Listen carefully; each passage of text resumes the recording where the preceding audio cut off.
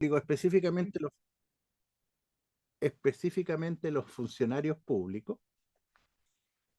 muchas veces por la vocación de servicio es como que a su currículum se le agrega una condición más, una resiliencia obligatoria, por así decirlo. ¿Ya? Es como dejar de lado que ellos también tienen, todos tenemos ciertos derechos fundamentales que nos acompañan desde nuestro nacimiento hasta nuestra muerte, y que en consecuencia estos derechos fundamentales, por ser parte inherente de nosotros, no nos podemos ni renunciar ni disponer de ellos. Dentro de estos derechos fundamentales Pablo, en materia laboral, ¿sí? disculpe que lo interrumpa, pero no le consulté si podíamos grabar esta parte de la exposición. Las preguntas No, no.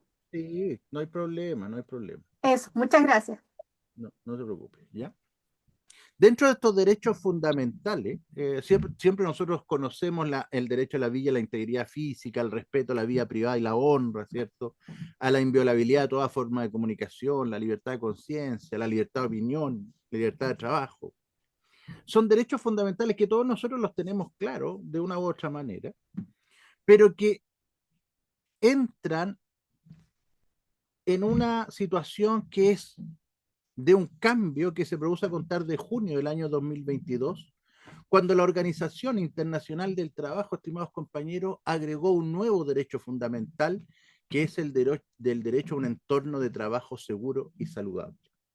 ¿Ya? Por lo tanto, aquí, y desde este derecho fundamental, parte la idea principal de la ley, Karin, que es la prevención del acoso laboral, del acoso sexual y la violencia en el trabajo. Y como es un derecho fundamental, es un derecho de todos los trabajadores, consecuencialmente, para quienes ocupan cargos de autoridad, es una obligación. ¿Ya? Es correlativamente el derecho de los trabajadores y la obligación de los empleadores, por decirlo así, de manera general, pero específicamente en salud de las jefaturas de servicio y cualquiera sea las denominaciones que tengan. Porque si sabemos que hay harta jefatura, es precisamente en salud. En ese orden de ideas, lo que hace la ley Karen es tomar el sustrato de este nuevo derecho fundamental y dedicarse a materializarlo, y principalmente focalizado en la prevención. Y es por eso que el acoso sexual y acoso laboral se nos presentan como circunstancias o situaciones ilícitas dentro de esta, que afectan este derecho fundamental a la seguridad. Aquí un alcance, ya otra vez se volvió a publicar los delitos de la ley Karen, ya esto ya había pasado tiempo atrás. Y es una situación lamentable porque la ley Karen no establece delitos, digamos, ¿ya? Ni tampoco establece un catálogo de situaciones que pudieran considerarse como acoso laboral o como acoso sexual. Esto va a depender mucho de cada uno de los servicios particularmente considerados en virtud del protocolo al cual me voy a referir. Lo que menos quiere esta ley, digamos, o sería ir en contra del espíritu de esta ley, es poder estandarizar y decir esto sí o sí siempre va a ser un acoso laboral, ¿ya? Esa es la primera idea que quiero también dejar clara. Entonces se nos va a presentar la duda, bueno, ¿y qué es lo que es acoso laboral? ¿Ya? Porque muchas veces, y que ha sido la gran expectativa de esta ley, ¿cierto? Es, bueno, ¿y qué? ¿Todo va a poder ser acoso laboral? ¿Ya? ¿Por qué se suscitó esta expectativa? Ya que poco menos me van a mirar feo, porque si yo no le hablo a determinado funcionario, me puede acusar de acoso laboral. Bueno, ¿qué es lo que fue lo que gatilló, cierto, esta expectativa? Es que la definición de acoso laboral que empezó a regir hoy día tiene un cambio que es fundamental a lo que era el acoso laboral definido en el legislador desde el año 2012. La estructura se mantiene igual, ¿cierto? Y se va a entender como acoso laboral toda conducta que constituya agresión u hostigamiento. ¿Ya? Esa es la conducta ilícita, una agresión u un hostigamiento, por cualquier medio, por uno o por más trabajadores, en contra de otro u otros trabajadores, ya sea que se manifieste una sola vez, o sea, un solo episodio de agresión o un solo episodio de hostigamiento, o ya sea que se manifieste de manera reiterada. y que esto obviamente produzca un resultado para él o los afectados de menoscabo, maltrato o humillación, o amenaza o perjudique su situación laboral. Entonces ese fue el cambio que hizo el legislador, porque antes solamente el acoso laboral consistía en una agresión o hostigamiento reiterado que causaba un resultado. Ahora, al eliminarse la reiteración como requisito de existencia del acoso laboral, la gente empezó a generar expectativas. ¿Va a bastar un solo episodio para estar en acoso laboral? Y el problema, compañero, es que esta ley, que fue hecha lamentablemente, una ley tan importante, que es la que hace carne el convenio 190 y este nuevo derecho fundamental, fue hecha tan a la rápida que no se solucionaron temas tan esenciales como poder determinar la magnitud del evento capaz de constituir un menoscabo, un maltrato o humillación. Dicho de otra manera, ¿cuándo vamos a poder nosotros determinar que un solo episodio constituye acoso laboral? Esa es la pregunta que todo el mundo, como dice Paulsen, se plantea. Si uno se va a los requisitos, la conducta ilícita siempre y se mantuvo la agresión o el hostigamiento, ¿cierto? La agresión, que es esta acción de agredir, de causar, de infligir daño por cualquier medio físico o psicológico, una sola vez o reiteradamente. Respecto del sujeto activo o agresor, siempre está pensado en este acoso laboral, ¿cierto? Vertical, descendente, entre el superior y el trabajador, el empleador y el trabajador, o entre grupos de trabajadores con otros trabajadores a través del acoso laboral horizontal. Y eso se mantiene en la ley porque define que es el ejercido por el empleador en contra de uno o más trabajadores o entre estos. Pero fíjense que el reglamento de la ley estableció también la posibilidad de un acoso laboral vertical, pero ascendente. Es decir, el reglamento permite, como manifestación del acoso laboral, alegar un acoso laboral por parte de la jefatura que esté sufriendo producto de la agresión o hostigamiento de uno o más funcionarios. Ese ya es el otro cambio fundamental. Ya porque el sujeto pasivo ya se le incorpora la figura de la jefatura, ¿cierto? Pero sigue siempre exigiéndose un menoscabo o maltrato, humillación que amenace o perjudique la situación laboral o la oportunidad en el empleo. Es por eso, entonces, compañero, que esa fue, y eso es lo que causa la gran especulación, la gran expectativa, es de poder decir, mire, entonces ahora basta un solo episodio para estar en presencia de acoso laboral. Es más, ahora hasta las jefaturas pueden denunciar de acoso laboral a su subalterno, a uno o más subalternos. Y la situación no es tan fácil eh, de poder estar 100% seguro y de cumplir 100% las expectativas, porque además, en materia de funcionarios públicos, los mecanismos que tenemos de investigación es nuestro querido y romántico sumario administrativo, ¿ah?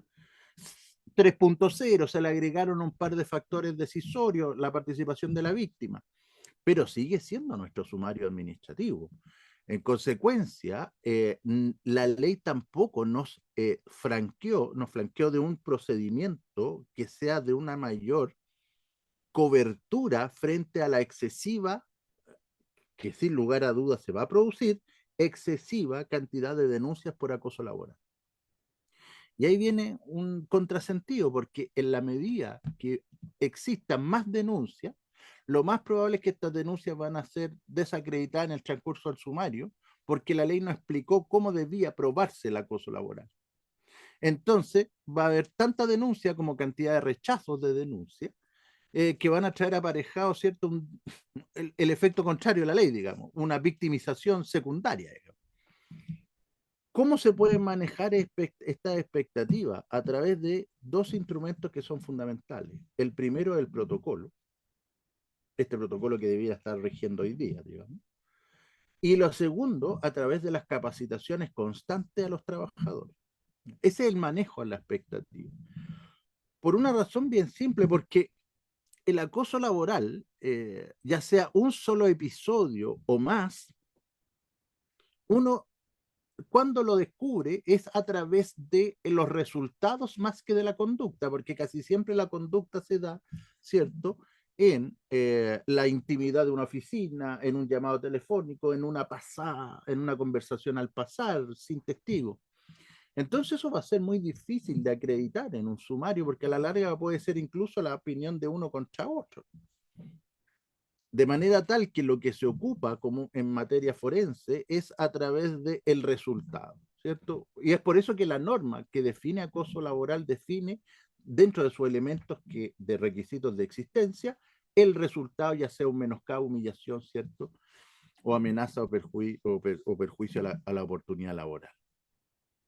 ¿Y dónde va a tener que estar el gran foco entonces? En poder pesquisar los resultados, los efectos del acoso laboral. Yo aquí les planteo que se los puedo pasar el test de Lehman. Heinz Lehman fue el que inventó el concepto de acoso laboral o móvil. ¿Ya? Él es el padre del acoso laboral. Y él definía al acoso laboral, fíjense que él lo definía como una situación bastante distinta a lo como lo define la ley ahora, porque él decía que era un maltrato, una violencia psicológica extrema, sistemática, prolongada, que tenía solo el efecto de dañar a la persona para que se fuera del trabajo.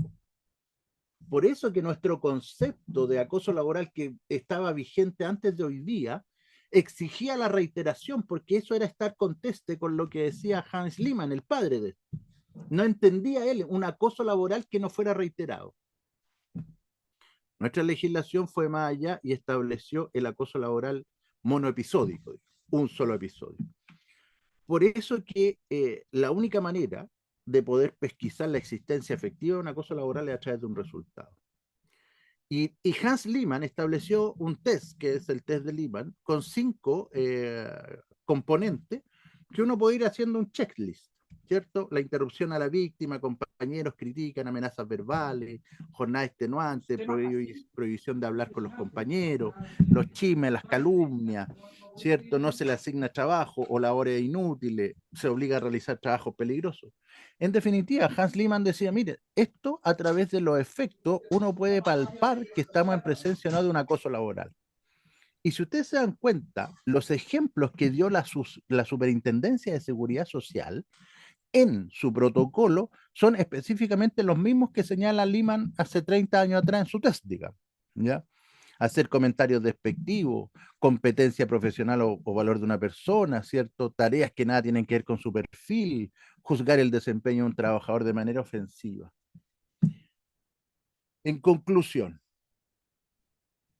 y siguiendo a la suceso, vamos a estar en presencia de acoso laboral solo cuando haya un hostigamiento o agresión, ya sea de una sola vez o reiterado, que produzca un menoscabo o una humillación o que amenace o perjudique la situación en el empleo de un trabajador.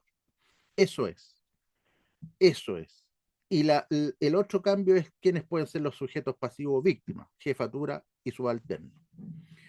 Pero, y aquí es donde se nota la labor o el gran acento preventivo que tiene la ley Carín, es que cuando ya llegamos al acoso laboral o al acoso sexual, no llegamos a una situación de cero, llegamos a una consecuencia, llegamos a la punta del iceberg, ¿ya? Eh, ¿Por qué? Porque cada vez que se determine la existencia efectiva de un acoso laboral, lo que se está determinando es que hacia abajo hubo muchas instancias que generaron esta consecuencia del acoso laboral. Ya lo que se conoce ahora como las conductas inciviles, ¿cierto? Estas conductas de trato, estas relaciones agresivo-pasiva, que si te gusta, bueno, y si no te vas, que tú estás aquí para trabajar, o las propias formas de comunicarse que tienen algunos determinados trabajadores, o algunas formas de ejercer el liderazgo, ¿ya? Cómo se ejerce el liderazgo también son factores que van influyendo que a la larga esto vaya a terminar o eclosionar en un acoso laboral o en un acoso sexual. ¿Por qué digo esto? Porque el acento de esta ley o a quien le carga la ficha a esta ley es precisamente a las jefaturas, como vamos a ver. Porque son ellos los responsables con esta modificación que se hizo a la ley de base, con esta modificación que se hizo al estatuto administrativo, son ellos los responsables de mantener una gestión adecuada de los riesgos psicosociales, porque es prevenir y no llegar al acoso laboral. Respecto al acoso sexual no cambió mucho, se mantuvo la misma definición, ¿cierto? Como un acoso sexual chantaje, aquel que se realiza de manera indebida, requerimientos de carácter sexual por cualquier movimiento, ¿ya? Y que para la víctima debe implicar una amenaza o un perjudicar. Ya no se aprovechó la oportunidad, compañeros, de haber mejorado esta definición, porque esta definición lo que habla o sanciona el acoso el laboral dar para recibir, quid pro quo, como dicen los ciúticos, digamos.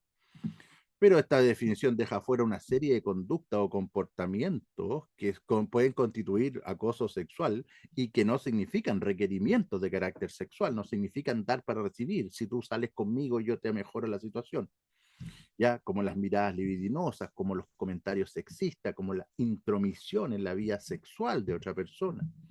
Esas situaciones, si ustedes se dan cuenta y la analizan, no tienen que ver con un requerimiento, no están pidiendo nada, pero sí están afectando, por ejemplo, la dignidad, la honra o la privacidad. Es por eso que esta ley desaprovechó la oportunidad y que va a tener que ser recogida por los protocolos que rijan en cada servicio público para poder mejorar el concepto de acoso sexual. ¿Por qué? Porque jurídicamente es un hecho que es pluriofensivo de derechos fundamentales.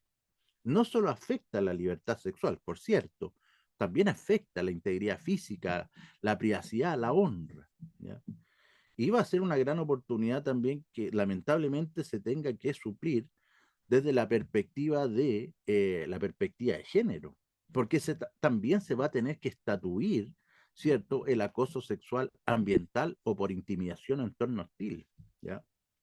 En salud se da poco, pero hay determinados rubros donde hay cierta forma de comunicación, ciertos códigos etarios, ¿cierto?, que lo que hacen es eh, menoscabar un género en pro de otro. Y cuando hablo de género, no solo masculino o femenino, sino que de todo el espectro de la comunidad actualmente.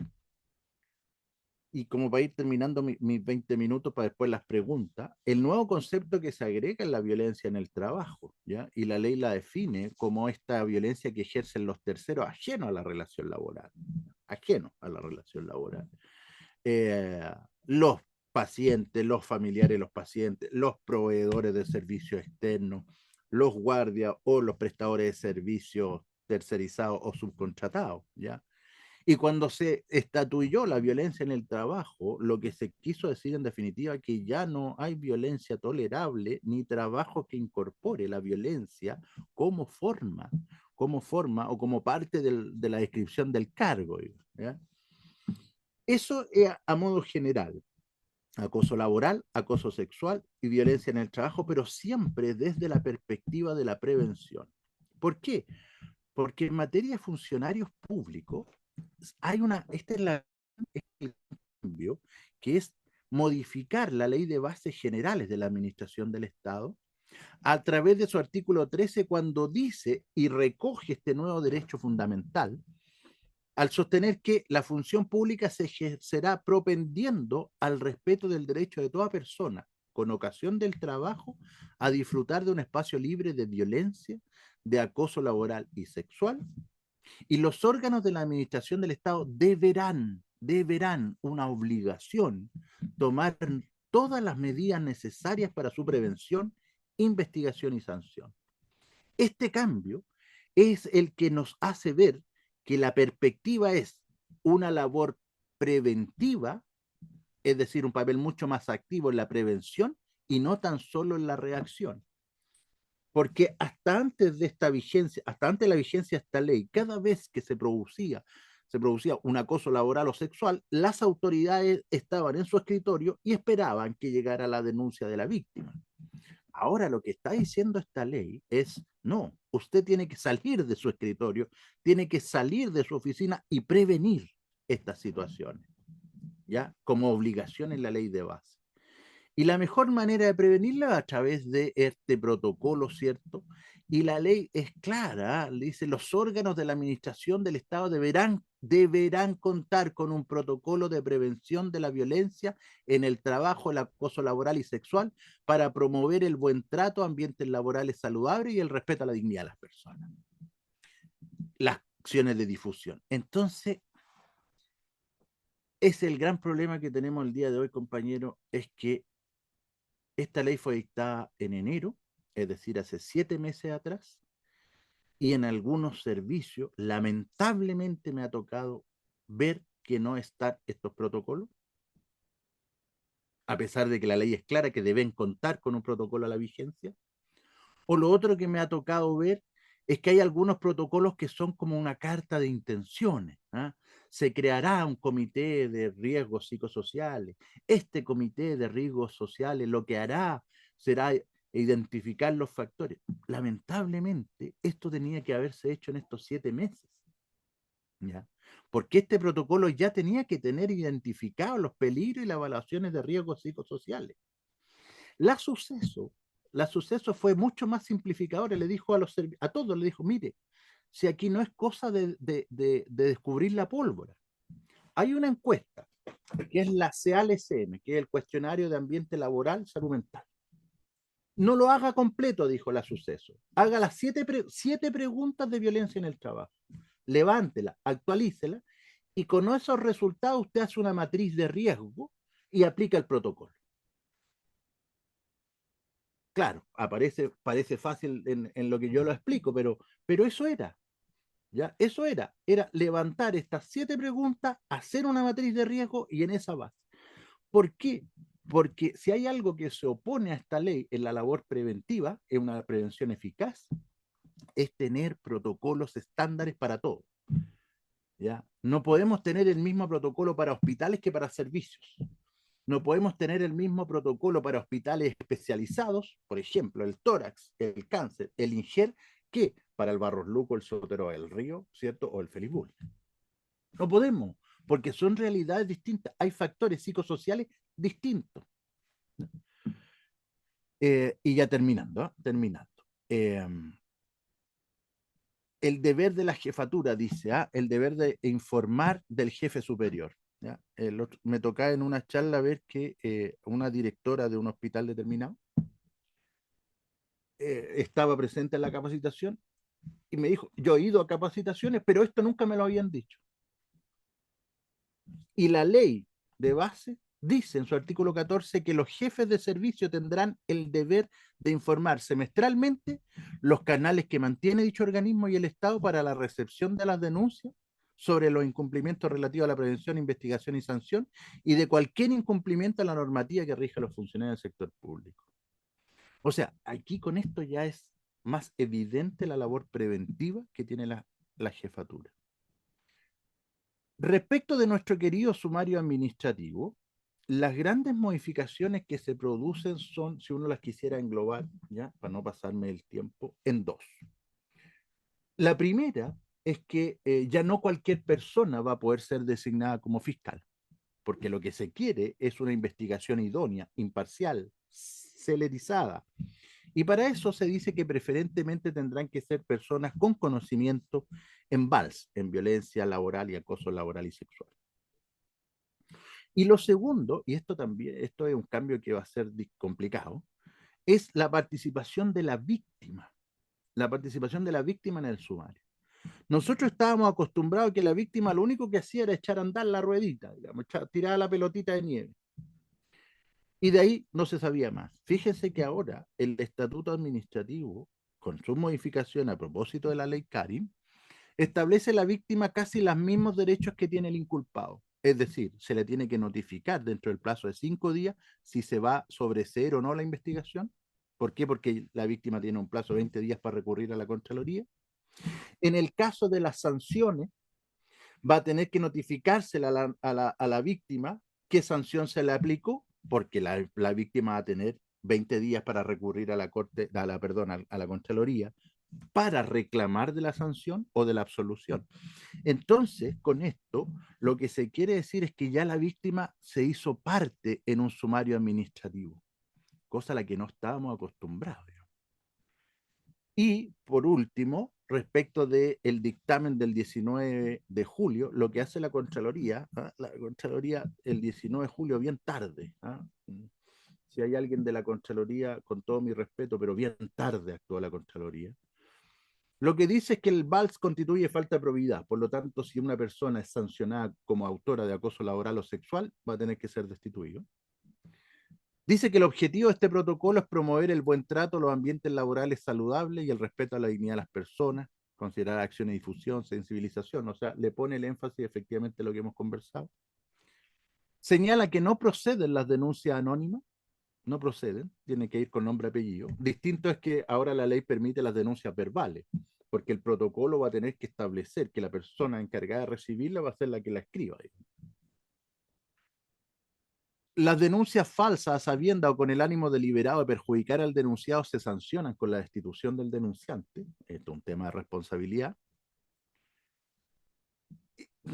Aquí hay una situación, ¿eh? Hay una situación, son dos situaciones que dejé al final de la Contraloría que causan un análisis que deberíamos hacerlo más en profundidad. Usted sabe que cuando una persona en un sumario es destituido, tiene la inhabilidad de poder trabajar en los servicios públicos durante 5 años y siempre y cuando después pase por el trámite de la rehabilitación a la Contraloría. ¿Ya? Si un trabajador es resultado destituido, en 5 años no puede volver a trabajar en la administración del Estado. Pero fíjense que la ley Karin en estas modificaciones nos colocó esta situación. La situación en que el fiscal, a pesar de proponer la destitución del acosador laboral o sexual, puede solicitar que sea sin inhabilidad, lo que a buen entendedor significa que a un determinado funcionario o funcionaria la pueden despedir como autora de acoso laboral o sexual de un hospital y puede comenzar al día siguiente a trabajar en otro porque no va a tener esta inhabilidad. Si ustedes me preguntan por qué, no tengo idea. Y lo otro que hace la Contraloría es que las denuncias obviamente, las denuncias que se hacen desde el 1 de agosto en adelante se rigen por la ley nueva y todas las denuncias hechas antes del 1 de agosto se rigen por el sumario administrativo antiguo, pero la Contraloría va más allá y dice, mire, si hay hechos antiguos antes del 1 de agosto, pero que no tenían denuncia formal y se formaliza la denuncia después del 1 de agosto, se rige la ley nueva. ¿Ya? Que es una situación que da para pensar, ¿ya? Porque cuánta situación latente hay esperando hasta el 1 de agosto para hacer la denuncia, porque no nos olvidemos que la responsabilidad administrativa prescribe en 4 años. ¿Ah? Así que con eso tenemos para pensar. Por lo tanto, para modo de concluir y no pasarme, ya me pasé en el tiempo, es el cambio de rol de la autoridad a una labor eminentemente preventiva. La vocación de servicio ya no justifica ningún tipo de violencia. Sin lugar a dudas se hace más que nunca obligatoria, y así lo establece la ley, las capacitaciones a las y los funcionarios. El cambio cultural es un cambio que llegó para quedarse, cambian las relaciones personales y obviamente cambian las relaciones en el trabajo. Lo que era permitido antes ya no es permitido. Yo siempre digo este ejemplo de los chistes. Antes uno se podía reír de los chistes de cualquier cosa, ahora no se puede, ¿no? Eh, Alguien dio un ejemplo del Festival de Viña, antes se hacían chistes de tartamudo y de gangoso, digamos. Si esas mismas personas subieran al Festival de Viña ahora, lo más probable es que los pifiaría. Eso es lo que cambió. Y la capacitación y el manejo de expectativas, ¿ya? Y agregar dos cositas. No hay que tenerle miedo a que esta ley vaya a que esta ley vaya a aumentar la conflictividad en materia laboral, ¿ya? Por una razón bien simple. La conflictividad, ahí sí, no podía dejar de compartir. No hay que tenerle miedo a que genere conflictividad, porque la conflictividad es propia de la relación laboral, pues si la relación laboral es eminentemente conflictiva, desde que hay subordinación y dependencia, ¿ya? Desde que hay una persona que te paga para que otro trabaje, de que hay una persona de la cual depende que tú tengas los ingresos para poder solventar tus gastos, educar a tu hijo. ¿Ya? Es eminente conflictiva. Es una relación asimétrica y sobre todo en el estatuto administrativo que es tan castrense, digamos, jerárquico. ¿Por qué digo esto? Porque lo que hace esta ley es precisamente darle otro otro instrumento a los empleadores, en este caso a los jefes superiores, para manejar esta conflictividad, po, que son estos protocolos que ya debieran estar vigentes. ¿Ya? Y lo otro, con esto termino, que dice relación con que no se pueden existir catálogos a priori de conductas que signifiquen acoso laboral. ¿Ya? Por ahí vi que unas que decían, mire, no constituye acoso laboral el cambio de funciones, no constituye acoso laboral la recarga de trabajo, no constituye el acoso laboral, ¿cierto? Etcétera. Bueno, pero a esas afirmaciones, compañeros, les faltó algo. Les faltó decir que no van a constituir acoso laboral el cambio de funciones, el cambio de turno, la asignación de trabajo, sí y solo sí están debidamente motivadas y fundamentadas. Porque no nos olvidemos que la administración pública nos rige desde hace hartos años atrás la ley 19.880 del acto administrativo. Y esa ley obliga a que las autoridades actúan a través de resoluciones motivadas, es decir, explicando la causa y fundamentadas, señalando la causa. Porque esa es la única manera que tenemos nosotros y todos en general de poder saber si una decisión es arbitraria o no, es ilegal o no. ¿Ya? Así que no a los catálogos, sí a la prevención. Disculpe, Patricia, que me haya pasado. Gracias. No, de ninguna manera. Le agradecemos mucho, Paulo, por su exposición súper detallada y voy a dejar de grabar para que podamos hacer preguntas con más libertad.